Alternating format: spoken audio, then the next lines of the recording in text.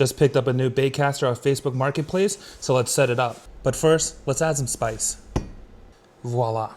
This is the 50th anniversary Daiwa Tachula CT Type R. I've never heard about this reel, but want to get some accents on it. And of course, we also got a rod. This is an older Megabass Destroyer, the Javelin.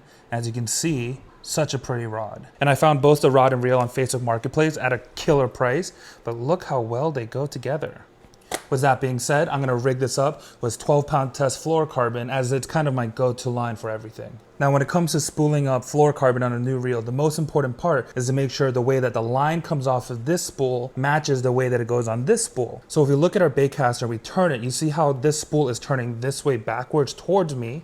So what that means is with our spool of line, we want to make sure this line is coming off, with the line coming off the top towards us, so that this eliminates a lot of that twisting you get. And if you have a tool like this designed for holding your spool on and then clipping to like a table or something and spooling on your line that way, that's great. If not, you can always do the classic way of a chopstick or a stick through your Crocs through the spool. I use an arbor knot to connect my line to my spool. There's a lot of great YouTube videos online for you to show you how to do that. Now I'm gonna start spooling up my baitcaster.